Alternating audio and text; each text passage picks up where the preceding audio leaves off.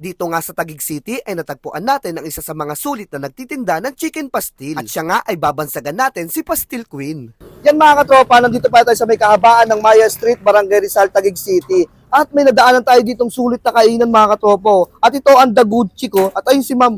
Hello ma'am. Hello, sir. Ma'am, ano ba yung mga ino-offer nyo dito? Meron tayo dito, sir, budget friendly, sir. For only 35 pesos. May rice ka na, may ulam na rin, sir. Merong pastil shawarma, sir, bago sa panlasa. May rice na, may ulam, may veggies, and mayos na rin, sir. So, kung medyo may budget naman kayo, sir, pwede tayo mag-beef shawarma, sir. So, dito usually sa barangay natin, wala gano'n nag-beef shawarma, pero pumatok naman yung lasa ni beef shawarma natin dito, sir. Yun ma'am, no? Kaya pala kayo pinipilahan din dito ma'am, no?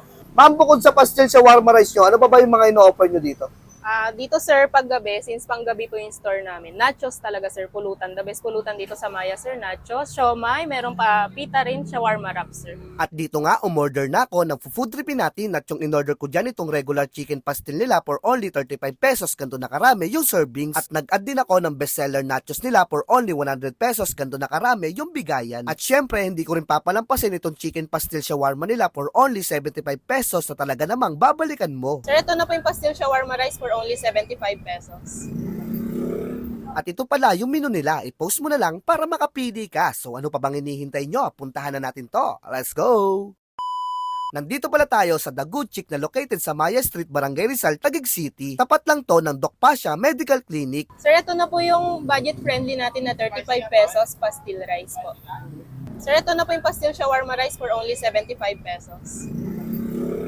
Ito na, sir, yung nachos overload for only 100 pesos, sir. So ano pa bang hinihintay nyo? Tikman na natin to. Let's go! Yan mga katropa, yung una kong titikman dito, itong pastil nila for only 35 pesos. Meron yung java rice, tsaka yung pastil nila dito mga katropa, hindi tinipid oh. Tapos nagpa-add ako dito ng chili oil mga katropa para masarap yung kain natin at maramdaman natin kung ano yung lalagay yung lasa nito. Tignan natin oh. Tignan mo natin yung rice nila.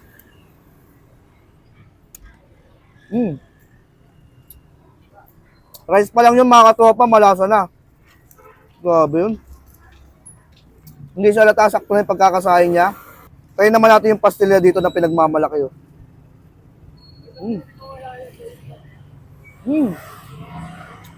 Grabe. Sarap ng pagkakaluto mga tropa. Sabayan pa ng anghang. Para sa akin mga tropa, panalo to for only 35 pesos. Bagay na bagay sa mga estudyante. At sa mga nagtitipid na katulad mo, 35 pesos lang.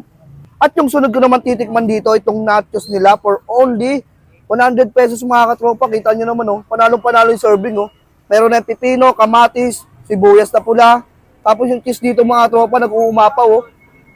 Talaga naman. Tikman na natin to. Yun, oh. 100 pesos lang yan mga katropa. Saan ka pa? Dito lang yan sa may Maya Street, Barangay Rizal. Dayuhin nyo itong The Good Chick. Panalo-panalo. Para sa akin mga katropa, sulit na sulit to for only 100 pesos. Pwede itong magpulutan at midnight snack. Oh. Grabe, panalo-panalo. Dami oh. At syempre, hindi natin papalampasin itong pastil shawarma nila for only 75 pesos. Nag-uumapaw din sa toppings eh. Oh. Tikman na natin to. Ayun oh. Grabe oh. Ayun oh.